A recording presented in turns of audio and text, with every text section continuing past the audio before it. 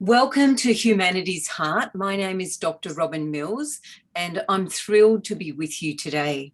I'm really excited to introduce to you Ken D. Foster. We'll find out what the D is about. Ken D. Foster. And he had over 35 years experience in personal and business development. I particularly liked his mission statement, which is to empower entrepreneurs to realise their potential by helping them to see the unseeable, know the unknowable, and do the impossible. Wow, I really love that. And that you live by truth, courage, and love. You have this really beautiful, extensive bio, and I'd love people to go to your website to see that. So welcome, Ken. Thank you, Robyn, so much for being here with me today and doing this interview. I really feel humbled to be on your show. Thank you so much. And I feel honoured that you're here and I'm in Australia and you're over there in the USA. I'm glad that you're safe and that we're able to talk to each other today. I am too. I'm so happy. Yeah. So when I read your bio, all the things that you do to help people, I'd like you to talk to that about what happens to people when you're able to free them from the constraints that they've had around themselves in business and in their personal life. Well, we're all here learning, growing, evolving, and developing.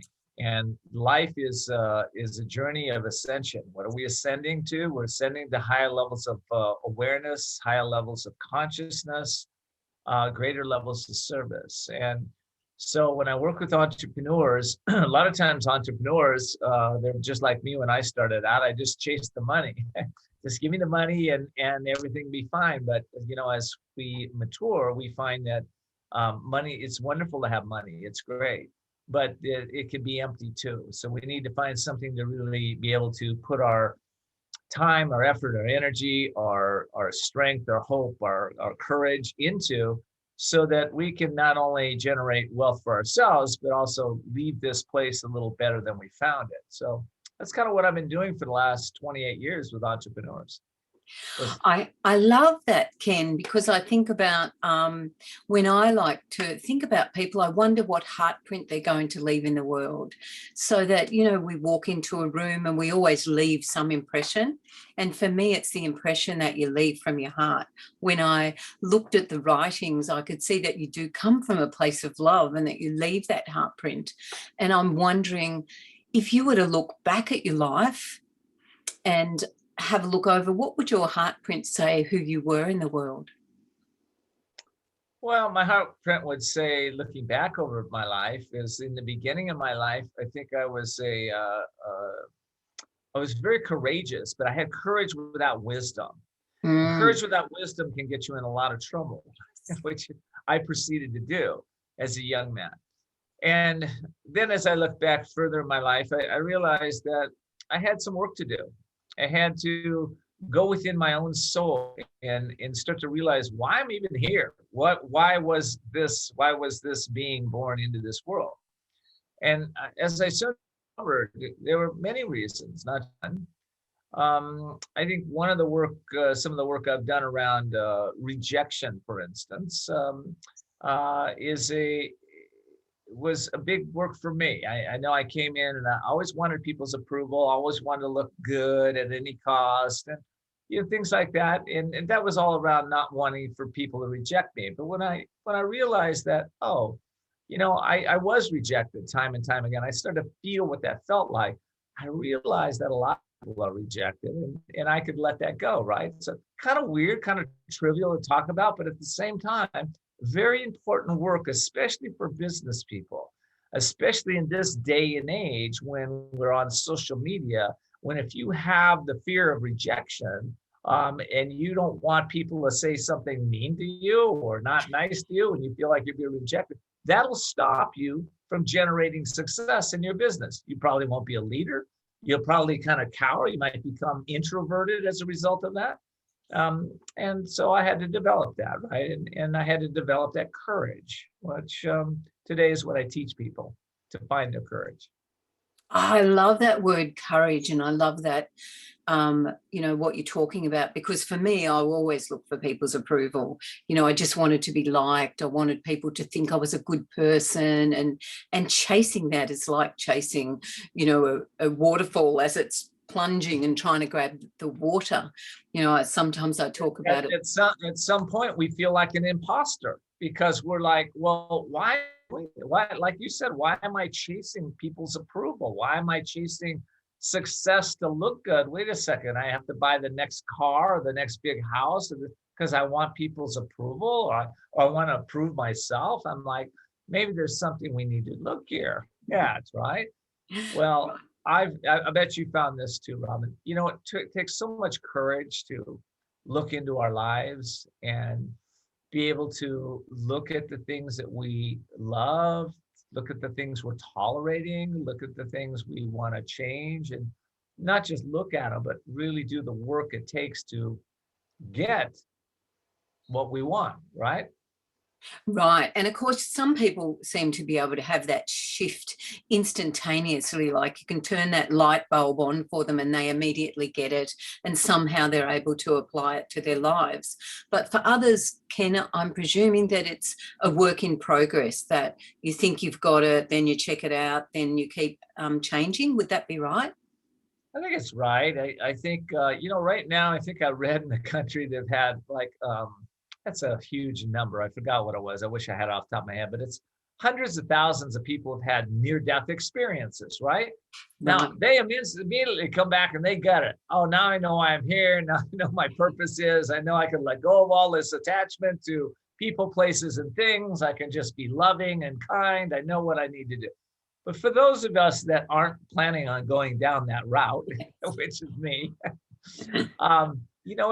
it's like it's just like what do I want to say? It's like we have our soul is kind of almost covered with this rust, and we're starting to take the rust off of that soul, right? The soul is really that perfect being that we are, that perfection that is all knowing, all seeing, all understanding, compassion, wisdom. That we all have it in us, but it's covered over the rust. The rust is the beliefs, the experiences, the fears, the worries, the concern, and all that stuff that we cloud the soul. But as we can take that off of ourselves over a period of time, and for most of us, like me, it was not any instant thing. It took time. It keeps taking time. I haven't arrived, but I've sure come to a place. You asked me earlier what it's like. When you get there, you start to feel much more joy, much more happiness. You feel a sense of fulfillment. You feel a sense of peace and calmness in your life. And you also have a sense of purpose and direction on a daily basis. Imagine what that feels like. It feels really good, actually. Yeah. So that's kind of what I've learned. Oh, I really love that. And for me, I say I've retired from drama, and particularly other people's, at this point in my life, I'm retired, but particularly I'm retired from drama. So when I see it, I just disconnect. No, I'm not there. It doesn't. By the way, let me ask you, let me flip it on you real quick. How do you do that, Robyn? How do I do that? The minute I feel like I'm getting hooked into something, I go, I'm retired. I don't want to be hooked into anybody else's drama anymore. I want to stand in a place of love and joy.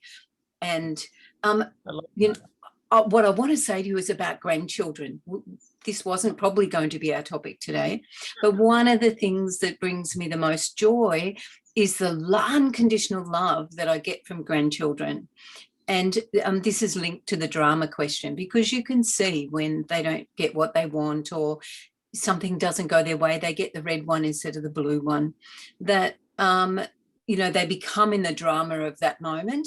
And I think when you see it so fresh in a child's eyes, it's easier to let it go yourself, because you're looking at them going, oh dear, your whole world's just collapsed because you didn't get the right, the one that you really wanted, and you're going to have to choose another one.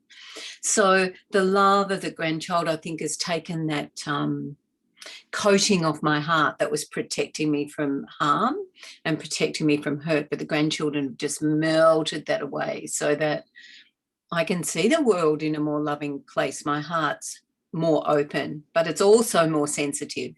So if I sense that something's just not gelling with me, then I step away from it. What do you think, Ken? Here's what I've learned from my grandkids. And I remember it was my oldest grandchild, who's now 18, Ella, and she was about 4 or 5 at the time. And I noticed that she would get upset. This is when I noticed she would always, she got upset as a child, but I noticed she could switch that really quick. And so one day she came into my office. I was coaching, and I think she was 5, and she said, "Grandpa, can I coach you today?" And I said, "Sure." And she got on my chair. I said, "So what do you want to coach about?" She says, "Well, does your mom and dad ever get upset with you when you don't share your toys with your baby brother?" And I said, "Oh, sure, Ella." I played along with her.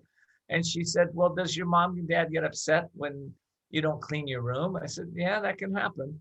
I said, "What's the solution?" And she says, "Well, Grandpa, just have happy thoughts." Now, here's a 5-year-old that knows how to switch your mind like that, right? And then I did a little more research on that, and I found that the social scientists tell us that we can move through our emotions within 90 seconds. And if you watch any little child, it's about 90 seconds, a crazy drama, and 90 seconds later, they're hugging you, they're happy, and they're good. And I thought, well, how does that happen?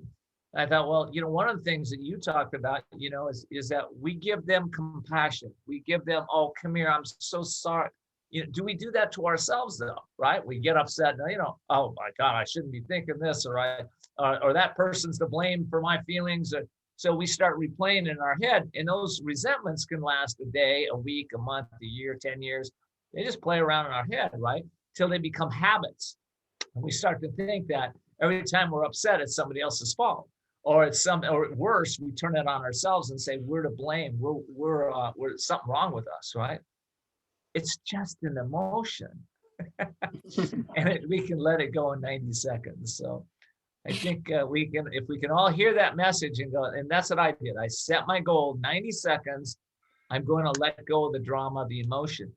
And it took me a couple of years to get there, but I got there. 90 seconds, that's fantastic. Because I think it layers upon itself, doesn't it? If you have a resentment, then it creates a neural pathway that what you're doing is you become more sensitive to the same experience. So, someone can walk into a room and do something that's minor, and you can overreact to that because you've already got the resentment built up inside. So when you're releasing it after 90 seconds, you're not creating that reactiveness, that prickly, I call it prickly, when people say something and you just react in a ridiculous way, really. Yeah. Well, one of the things, for us people that have built up resentments over the years, I created a program that's called the release process. And when people purchase my book, we can talk about that if you like, but when they buy my book, they do get that process. And a lot of people tell me it's like taking a dark pair of sunglasses off that you didn't even know you were wearing when you complete it, because we really do need to let go of the fears, the harms, the worries, the concerns, the guilt, shame, remorse, and everything else we've been carrying. And when we can just, you can change whatever you acknowledge. So if we acknowledge it, we make a conscious intention to release it.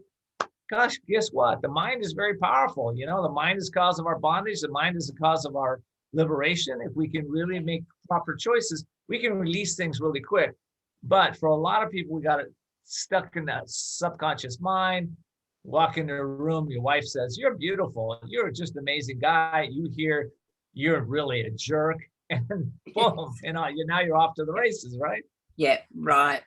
I'd love to hear about your book, because I can see from having been on your website and looking at what you have to offer that this book must have already changed many lives. I'd love it if you could talk to it. Thank you for that. This book is changing lives. This book took me, this is my 7th book. This one took me 6 years to write, actually. And it was one of those books that I believe books write us. We don't necessarily write books. We put it down, and then we get to live it. We get to learn from it. You get to experience it. And what I did is I put together a compilation of ancient wisdom and modern success principles, so that people have a daily page that they read that infuses their mind with that wisdom, gives them a direction for the day, which I believe we all need. I live in the question, right? One question that I might ask is, if I were courageous, what would I do next, right? You live in that question for a week, you'll find your life gets better. If you live in a question that says, let me do, what's one thing I can do that I've never done before? Just do that for a week, see what happens. If you live in that question, or how does it get better than this? Live in that question for just an hour or two. Just keep asking it with no, it's already gotten so good. No judgment, just open-ended questions, right? So that's what the book does. The book is called The Courage to Change Everything, Daily Strategies and Essential Wisdom to Awaken Your Inner Genius. And that inner genius is so important to us. It's that place that Albert Einstein once said, all I want to know are the thoughts of God, the rest are details. What if we could tap into the thoughts of God? What are the thoughts of God? Well, we call it the subconscious mind, we call it the universe, we call it Akashic records, we call it a lot of people that have near-death experiences, what I said earlier, have gone into that conscious. We have the ability to do it. The way we do it is we get still. Leonardo da Vinci once said, isolation is the price of greatness. We need to get in a place where we can quiet ourselves. Paramahansa Yogananda, the great sage that came from India to teach yoga to the United States back in 1924, said that stillness is the price of greatness. So what's the price of greatness? Isolation and stillness. It's time for us to be able to daily still our mind, quiet ourselves, allow ourselves to connect for our own superconscious thoughts. We're all connected. String theory says we're all connected to everybody and everything, right? We're all connected, right? Or maybe that's entanglement theory, but we're connected, and we can connect immediately to those higher states of consciousness if we know how to do it. So the book is all about helping you to have a daily guide to raise your energy, raise your vibration, stay in higher states of consciousness, and then generate, like you said in the beginning, see the unseeable, know the unknowable, and do the impossible. Cool stuff.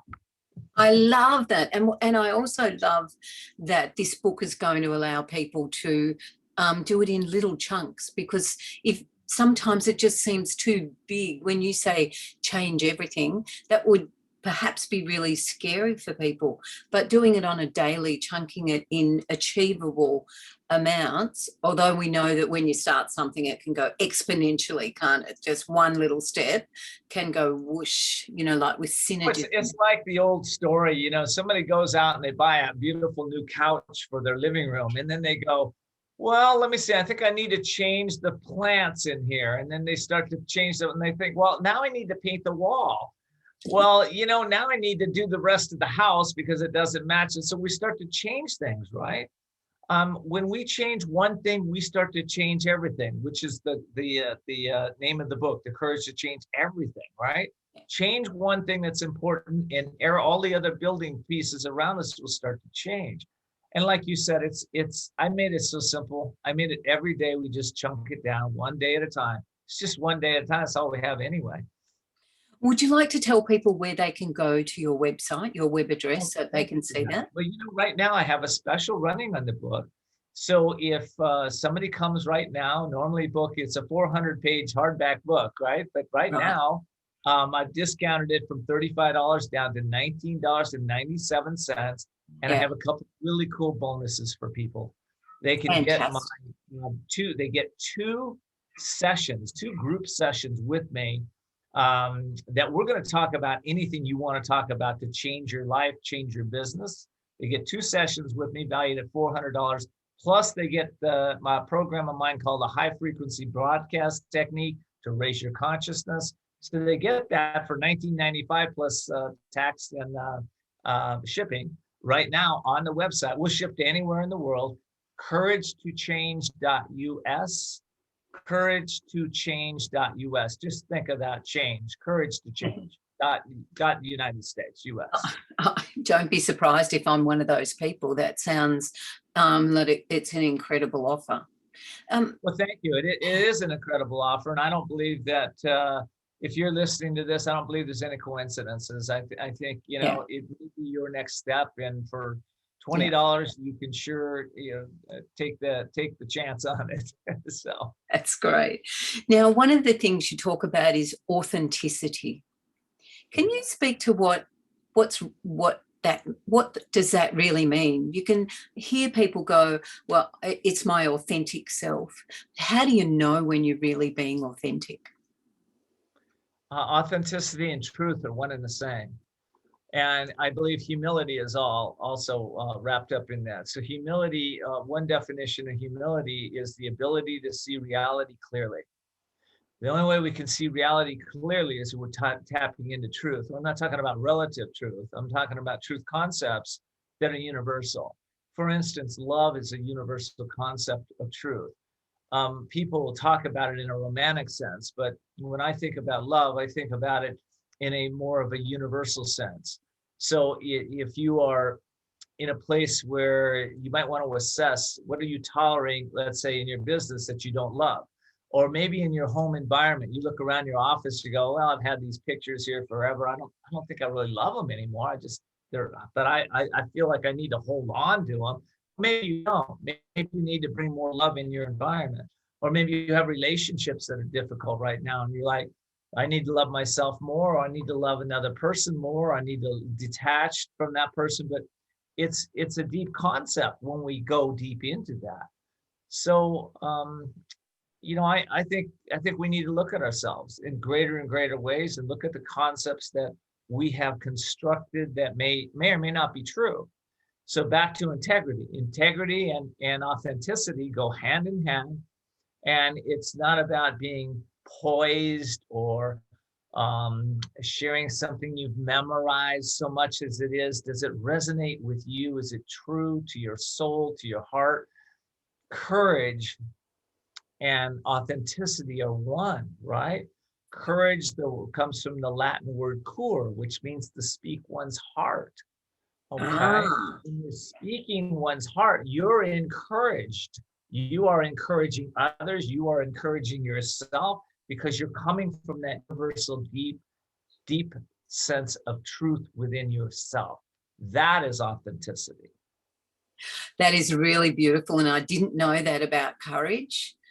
And I feel it. I feel what you're saying is absolutely true. And to be able to go into that heart space, because what I say is that, at the level of the heart, we're all the same. The heart doesn't know if we're tall or short or wide or thin, or what color our skin is, or where we were born, or what religion we are. The heart just beats as one. And I feel like we all vibrate at that vibration. And when we actually connect together in authenticity and with courage, that we can sense that together we can achieve a lot more than we might do as an individual. And I think organisations in the past, certainly ones I've worked in, have been so hierarchical that it's been a competition where you've had to hold someone else back to raise yourself up. Whereas what you're talking about is not that, but actually being the best version of yourself that you can be, but also encouraging others at the same time. Would that be right? It is. I'm a triathlete, and I've been competing for many years now. And true competition is, you just said it, we're lifting each other up. That's true competition. And I compete with my buddies all the time, right? But really, it's an inner game. It's an inner game of developing your own strengths, your own abilities, using your mind in a way that benefits, in this case, the triathlon events. And but at the same time, competition is healthy. I love it. I love it. But I don't like it when it tears down people and you use competition to make yourself elevate your ego at some level. See, the heart doesn't think of that, does it? The heart doesn't think about elevating the heart. Have you ever been say, "Oh yeah, he's got a big elevated heart"? You might say you've got a big heart because the heart is leading the way, but you're not competing. You're not on that level. You realize that there's life um, than just trying to get ahead or get to the next level. You're realizing that we're all connected, and how can you not only lift yourself up, but everybody else around you. Yeah. That's kind of cool, actually. It is cool. I'm wondering, as our interview comes to an end, if there's something that's in your heart that you would like to speak to before we finish. I would like to speak to this group right now. I just, you know, if you're in a place right now where maybe things aren't going your way, maybe you've been shut down with the masks for a while and the isolation, and you're just wondering what the heck is going on? Will my life ever be normal again? Well, I say that normal is maybe not where you want to set your goals and intentions. I think we want to set our goals and intention on evolution, to evolving ourselves to a place where honestly joy and love and compassion and wisdom are the name of the game on a continuous basis. This is not easy to do. It takes a lot of work to get to that place. But I say this, that it's really worth it. I know when I started on this path, I had an hour of feeling really good and 23 hours of not so much. And, and eventually just got a little more, a little more, a little more. I followed teachers like myself that had wisdom and understanding, compassion, and I started to learn their secrets. So I hope you've gotten something out of this today, Robyn.